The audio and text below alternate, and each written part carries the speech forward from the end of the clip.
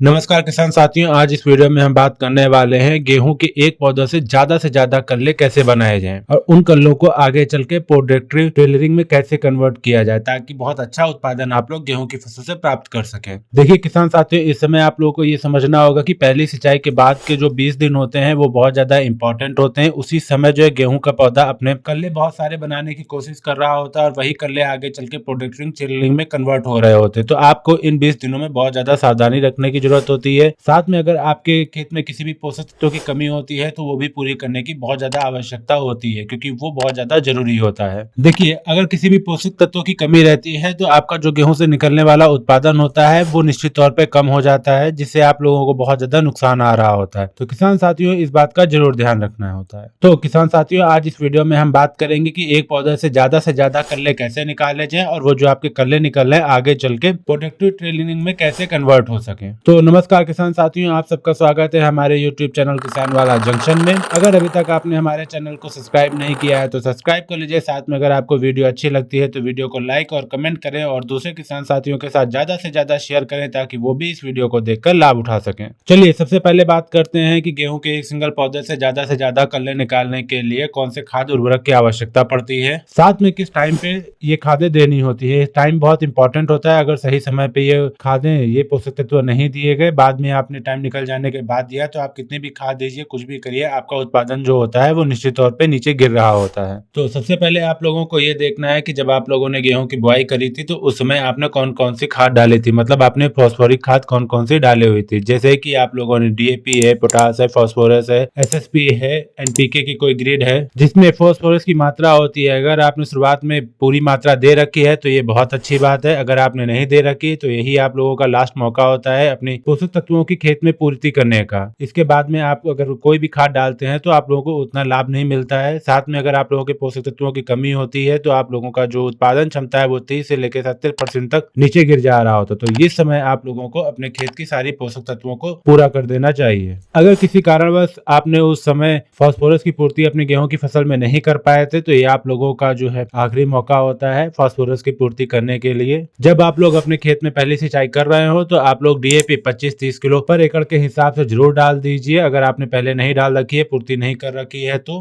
क्योंकि आप लोग इस समय जब डीएपी डालेंगे तो उसके बाद जब सिंचाई करेंगे तो हमारी मिट्टी भुरभुरी होती है, तो सिंचाई होने की वजह से जो आपका डीएपी होता है वो जमीन में नीचे की ओर चला जाएगा। अगर आप लोगों ने बेसल डोज के अंदर ये खाद पूरे कर चुके हैं तो इस टाइम आप लोगों को यूरिया लेनी है। इसके साथ में आप लोगों को जिंक सल्फेट ले लेना है। 21% वाला अगर आप लोग ले रहे हैं तो 10 किलो पर एकड़ के हिसाब से, और अगर आप लोग 33% वाला ले रहे हैं तो आप लोग 7 से 8 किलो पर एकड़ के हिसाब से जिंक सल्फेट ले सकते हैं। जिंक सल्फेट की बदौलत आपके जो पौधे होते हैं उसमें क्लोरोफिल बढ़ेगा, उसकी वेजिटेटिव ग्रोथ बढ़ेगी। जिंक सल्फेट एक ऐसा पोषक तत्व है जिसकी उपयोगिता तो बहुत कम हो रही होती है, लेकिन ये एक ऐसा पोषक तत्व होता है जो कि आपके अगर खेत में कमी हो जाती है तो ये किसी भी फसल की जो ग्रोथ होती है वो रोक देती है, पीला पड़ देती है। साथ में जो उत्पादन होता है 30 से लेकर 70% तक वो कम कर देती है। तो आप लोगों को इस बात का जरूर ध्यान रखना है। तो किसान साथियों, आप लोगों को जिंक सल्फेट जरूर अपने खेतों में यूरिया के साथ मिक्स करके डाल देना है ताकि आप लोगों को इस तरीके की समस्याओं का सामना ना करना पड़े। दूसरा, अगर आप लोगों ने बेसल डोज में सल्फर नहीं दी थी तो आप लोगों को सल्फर भी देना होगा। बेंटोनाइट वाली सल्फर आप लोग देने जा रहे हैं तो आप लोगों को 10 किलो पर एकड़ के हिसाब से देनी होगी। अगर आप पाउडर फॉर्म वाली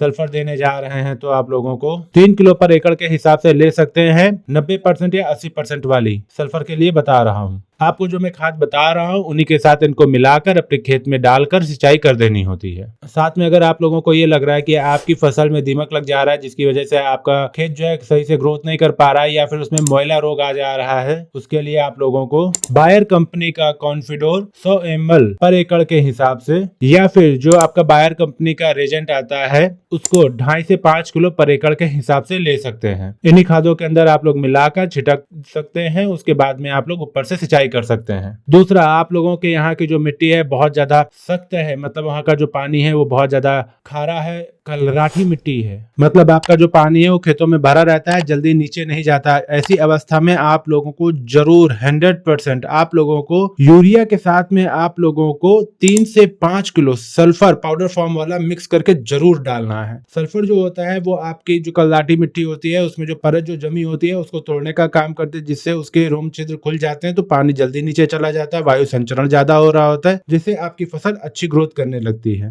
ये सारी खादें आपको अपने खेत में डाल देनी है। उसके बाद आप लोगों को सिंचाई कर देनी है, और सिंचाई कर देने के बाद में आपको जो दूसरा सबसे जरूरी काम होता है वो आप लोगों को करना है कि आप लोगों को अपने खेत में से खरपतवार का नियंत्रण करना है। अगर ज्यादा खरपतवार नहीं है तो आप लोग उसको मैन्युअली हाथों के थ्रू मजदूरों को लगा के कंट्रोल कर सकते हैं, नहीं तो आप लोग रासायनिक प्रक्रिया के थ्रू कुछ स्प्रे होते हैं उनको आप लोग उपयोग करके खरपतवार का नियंत्रण कर सकते हैं। अगर आप लोगों के खेत में चौड़ी पत्ती वाले खरपतवार है तो चौड़ी पत्ती वाले खरपतवार नियंत्रण के जो टेक्निकल्स आते हैं उनका उपयोग करना होता है। अगर साकरी पत्ती वाले खरपतवार हैं तो उसके लिए साकरी पत्ती वाले जो टेक्निकल्स आते हैं उनका उपयोग करना होता है। अगर आप लोगों के खेत में दोनों खरपतवार चौड़ी पत्ती और साकरी पत्ती वाले हैं तो कुछ ऐसे भी टेक्निकल आ चुके हैं जो एक बार के ही स्प्रे में इन दोनों टाइप के खरपतवारों को नियंत्रित कर सकते हैं। आप लोगों को उपयोग उनको करना है। किसान साथियों, जब हम लोग खरपतवार का स्प्रे कर रहे होते हैं तो हमारी जो फसल होती है उसमें एक छोटा सा हल्का सा झटका लग रहा होता है, जिससे हमारी जो फसल होती है वो पीली पड़ जाती है। तो उस अवस्था में आप लोगों को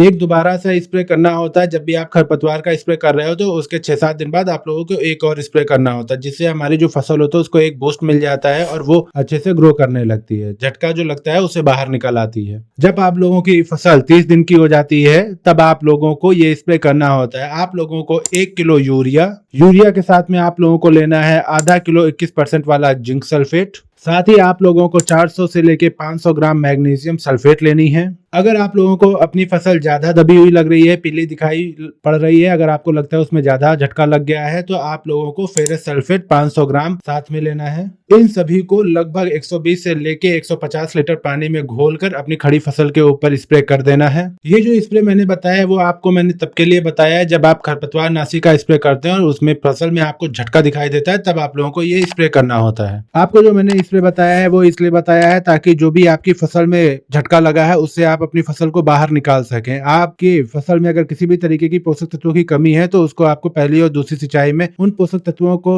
अपने खेत में दे के उसी तरीके से पूर्ति करनी होती है। तो किसान साथियों, इस वीडियो में जो भी मैंने आपको बातें बताई हैं, जो भी पोषक तत्व बताइए, अगर आप वो सही समय पे सही तरीके से अपने खेत में डाल देते हैं तो आप लोगों का जो पौधा है उसमें से जो कल्ले निकलने की मात्रा है वो बहुत ज्यादा बढ़ जाती है और आगे चल के ये जो कल्ले होते हैं प्रोडक्ट टेलरिंग में कन्वर्ट हो जाते हैं, जिससे आप लोग बहुत अच्छा उत्पादन प्राप्त करते हैं। इस वीडियो में दी गई जानकारी अगर आप लोगों को अच्छी लगी है तो वीडियो को लाइक करें, कमेंट करें। साथ में अगर अभी तक आपने हमारे चैनल को सब्सक्राइब नहीं किया है तो चैनल को सब्सक्राइब कर लें और दूसरे किसान साथियों के साथ इसको ज्यादा से ज्यादा शेयर करें ताकि वो भी इस वीडियो को देखकर अपना लाभ उठा सके। धन्यवाद।